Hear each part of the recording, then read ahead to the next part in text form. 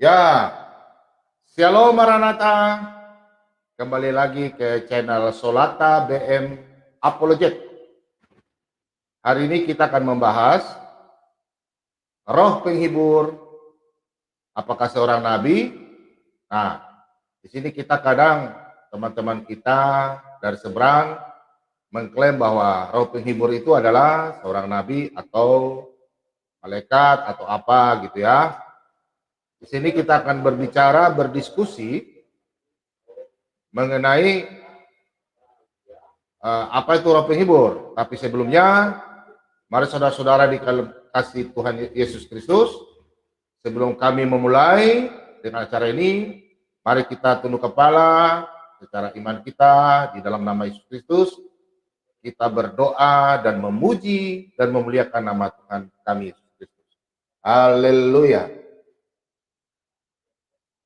Terima kasih banyak Bapa atas kemurahan-Mu Tuhan. Dari malam hingga hari ini Tuhan. Siang hari ini Tuhan, Engkau berkati kami Tuhan. Engkau melindungi kami dari segala kuasa kegelapan, roh-roh jahat, kehidupan yang tidak baik dalam dunia ini. Tapi kami yakin percaya, Engkaulah Tuhan dan Juru Selamat kami. Sesuai dalam 2 Petrus 3 ayat 9, Engkau tidak lalai dengan kami Tuhan, Engkau selalu menjanjikan kami yang terbaik Tuhan. Terima kasih banyak Bapa, Engkaulah Tuhan dan Juru Selamat kami. Berkati siaran ini Tuhan, mulai dari awal hingga akhir. Supaya siaran ini Tuhan selalu diberkati Tuhan. Ulurkan kepada saudara-saudara kami kasih karunia, kepada teman-teman kami yang jauh tidak mengenal Engkau sebagai Tuhan dan Juru Selamat. Tuhan, hari ini kami akan membahas roh penghibur yang Engkau telah janjikan kepada kami, yaitu Roh Kudus. Tuhan, buka hati kami, pikiran kami, saudara kami yang masih tertutup hatinya Tuhan, menerima Engkau sebagai Tuhan dan Juru Selamat. Ya Aba, ya Bapa, Engkaulah Elohim Abraham, Ishak dan Yakub, Elohim yang kami kenal di dalam nama Tuhan kami Yesus Kristus. Terima kasih banyak Bapa, di dalam nama Tuhan Yesus Kristus, hamba-Mu telah berdoa kepada Bapa di surga. Haleluya, amin. Jadi hari ini kita akan membahas roh penghibur ya. Ini banyak klaim-klaim dari saudara-saudara kita mengatakan bahwa roh penghibur itu seorang nabi. Nah, saya buka dulu ya dari Alkitab. Kita buka dulu dalam Yohanes 14 ya. Yohanes 14. Ya, supaya biar kita berbicara pakai dalil. 14 ayat 15 ya sampai selanjutnya ya. Dulu ya. Oke. Yesus menjanjikan penghibur. Baca dari ayat 15 ya. Saudara-saudara yang dikasih dalam nama Tuhan kami Yesus Kristus. Jikalau kamu mengasihi aku, kamu akan menuruti segala perintah.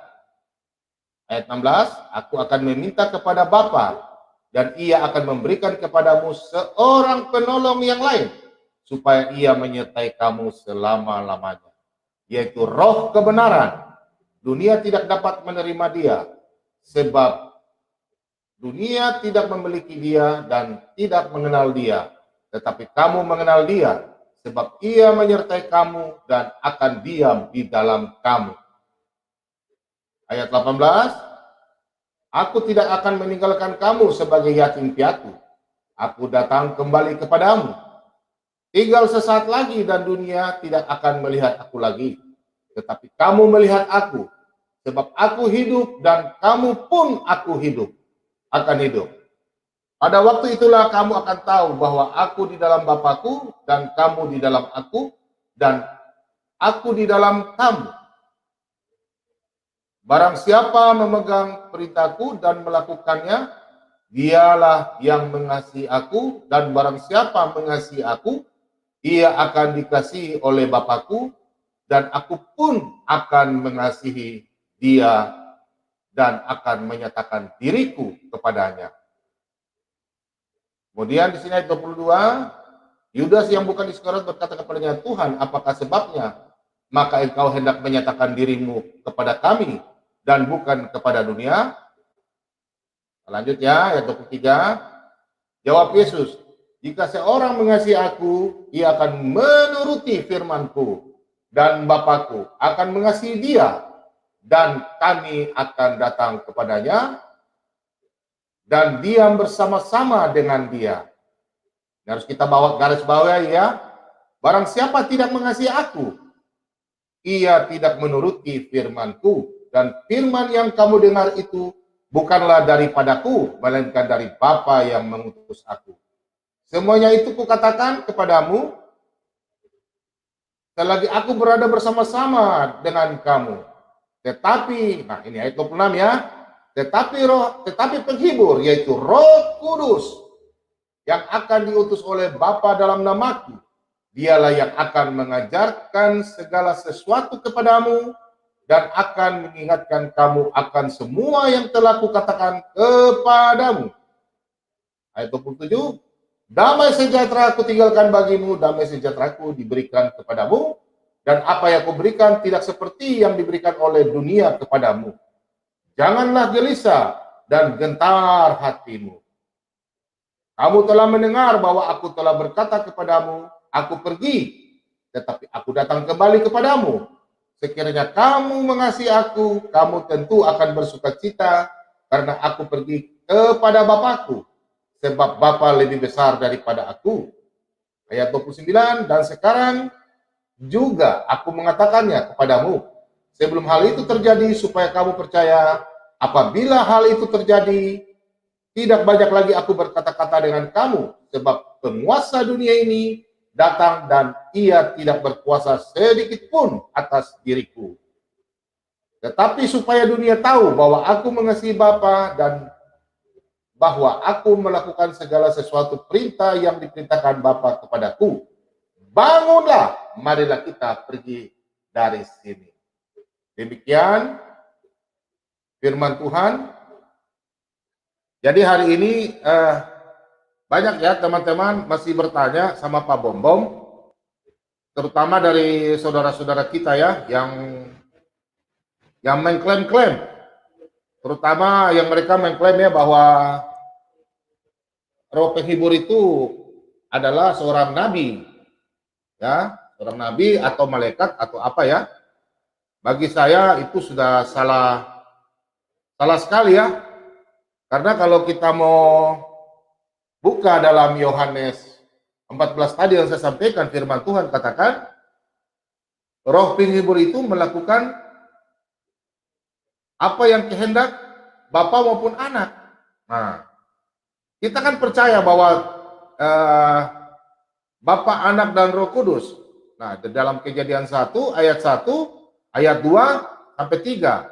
Pada mulanya Bapa, kemudian Roh Allah melayang-melayang di atas permukaan, kemudian Allah berfirman. Jadi Trinitas itu tidak tersurat, tapi tersirat. Ya, jadi mohon pemahaman bagi teman-teman. Marilah kita jangan berpikir bahwa roh penghibur itu adalah seorang nabi atau seorang malaikat atau utusan atau apalagi. Tidak. Yesus sudah pergi menjadikan tempat buat kita. Roh Kuduslah tidak bisa dilihat. Roh Kudus ada dalam diri kita, anak-anak yang percaya ya. Mari kita buka di dalam Efesus 1 ya, supaya kita paham.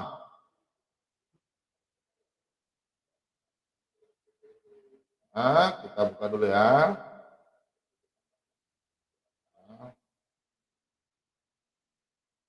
Kita buka dalam Efesus 1 ya.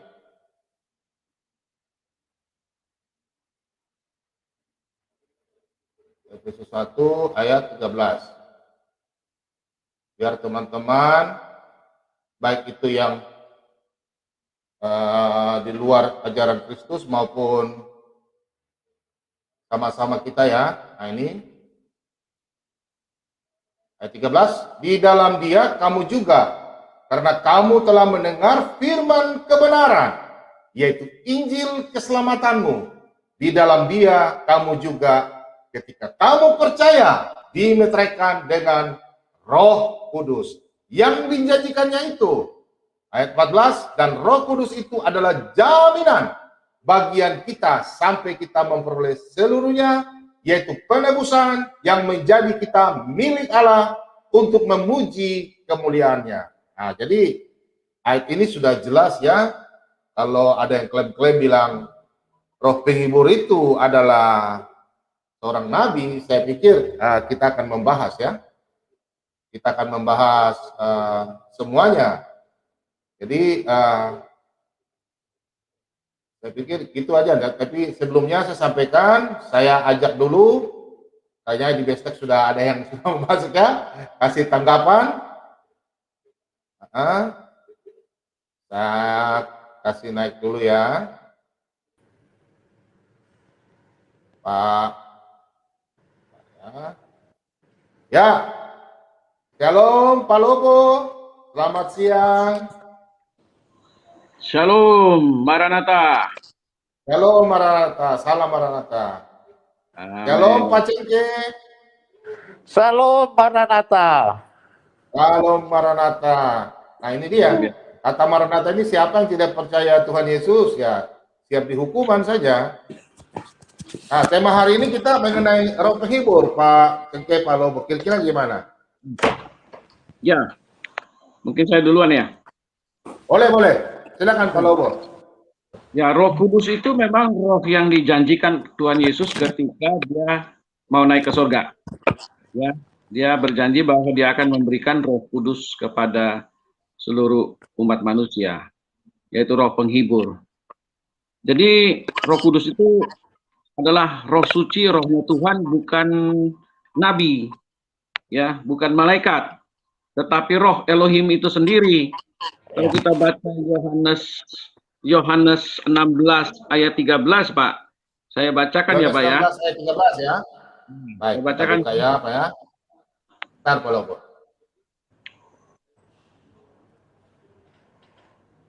Sampai 15, Pak. Ya. Ya. 15 ya. Saya baca ya. Boleh. Bentar Pak ya, sebentar. Saya buka dulu. Biar teman-teman bisa. Yohanes. Jangan bilang kita ini ya. Ayat 13 Pak ya. Ya. Oke, haleluya. Oke, sudah di layar? Ya, saya baca ya Pak ya. Ya Pak, silakan. Firman Tuhan. Tetapi apabila Ia datang, yaitu Roh kebenaran, Ia akan memimpin kamu ke dalam seluruh kebenaran.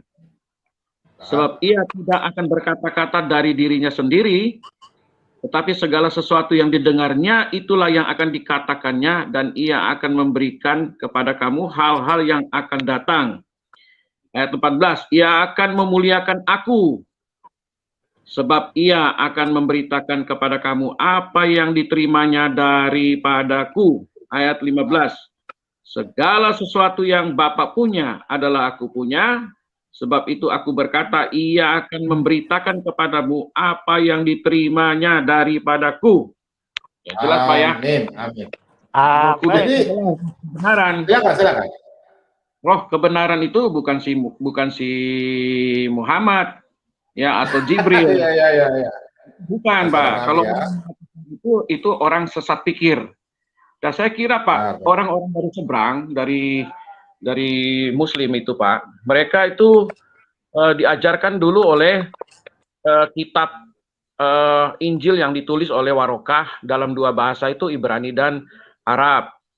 Nah inilah salah satu kesalahan besar yang terjadi di dunia Islam, sehingga mereka katakan bahwa Muhammad itu adalah Roh Kudus, bahwa Jibril itu ada Roh Kudus. Ini kan Injil yang kita minta kepada mereka pun mereka nggak bisa tunjukkan. Sedangkan kitab Injil yang ada di kita, yang ada di Kristen, itu Matius, Markus, Lukas, Yohanes sampai dengan Wahyu, itu adalah benar-benar firman Tuhan. firman kebenaran. Dan Roh Kudus itu dijelaskan tadi adalah yang memimpin kita kepada kebenaran.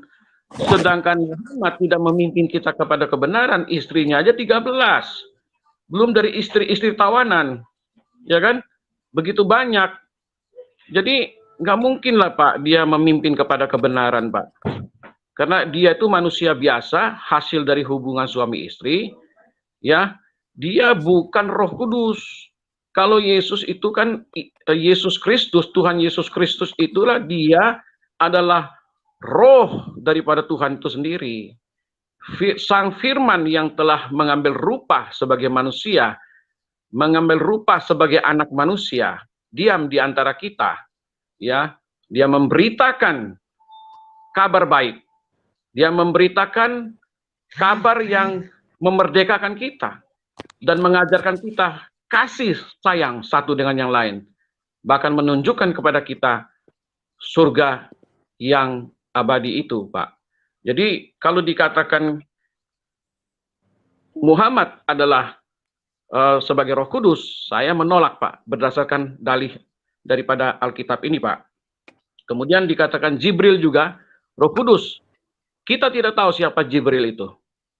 Jibril itu Muhammad sendiri tidak tahu siapa dia sebenarnya. Dari orang lain, kata orang lain, baru dia tahu itu siapa itu Jibril. Dan saya yakin itu dari kitabnya Warokah yang ditulis dalam bahasa Arab itu. Jadi bukan dari Alkitab kita. Kalau di Alkitab kita itu adalah malaikat Gabriel yang memberitakan tentang kelahiran Tuhan Yesus kepada Maria. Ya, jangan takut. Aku memberitakan kepadamu kesukaan besar, hari ini telah lahir bagimu Yesus Kristus di kota Daud. Jadi sangat berbeda, Pak. Ya, itu tanggapan saya dulu, Pak. Silakan yang Pak Cengkeh mungkin. Oh iya, terima kasih. Ya, jelaslah berbeda. Muhammad sama dibilang Roh Kudus ya enggak lah. Dia kan kedagingan. Mintanya perang, kawin, nafsu. Ya berbeda lah itu. Roh Kudus itu kan kemana ya, sifat-sifat Allah. Perlu ini dibahas ini Pak Bom ataupun Pak Lobo suatu saat supaya orang Kristen sadar apakah Roh Kudus atau Roh Allah itu masih ada dalam diri mereka. Enggak akan mungkin kita bisa berhasil melawan dunia ini kalau tidak ada Roh Allah, Roh Kudus yang menguasai diri kita. Kedagingan yang sudah tercemar dosa dari Adam pasti setiap hari, setiap saat, setiap detik akan selalu membawa kita ke daging atau ke nafsu-nafsu dunia. Jadi jelaslah itu sangat berbeda sekali di kitab sebelah sama orang Kristen. Tapi juga harus kita sadarkan juga orang Kristen juga. Supaya menang melawan dunia ini harus ada Roh Allah. Roh Allah itu yang memimpin kita kehidupan yang kemana, apa yang Allah inginkan dalam diri kita kan, kasih ataupun supaya kita turut pada Bapa kita di surga. Demikian dulu Pak Bom. Iya, jadi Pak Lobo, sesuai Pak Lobo sampaikan dengan lanjut Pak Cengkeh. Ya. Jadi kalau kita bahas mengenai inilah, mungkin silakan yang mau bertanya, teman-teman ya, yang mungkin mengatakan bahwa roh penghibur itu adalah firman yang baru lagi ya, atau manusia menyelamatkan. Saya pikir itu sangat jauh sekali, karena mari kita buka di ini ya, tadi Pak Lobo sudah baca ayat Yohanes 16 ya, 12-13 ya, 14 sampai 15 ya. Ya, betul. Nah, jadi ada poinnya tadi itu, coba ya kita buka di sini, kita bahas ya. Ini sangat harus memang dijelaskan benar-benar, karena di sini ayatnya kan katakan di sini ayat 13 ya. Dikatakan ya, tetapi ia datang, yaitu Roh kebenaran. Ia akan memimpin kamu di dalam seluruh kebenaran, sebab ia tidak akan berkata-kata dari dirinya sendiri, tetapi segala sesuatu yang didengarnya itulah yang akan dikatakannya, dan ia akan memberitakan kepadamu hal-hal yang akan datang. Nah, Amin. ia akan memuliakan aku sebab ia memberitakan kepadamu apa yang diterimanya daripadaku. Nah, ini ayat 15 ini, Pak. Ya. Segala sesuatu yang Bapa punya adalah aku punya.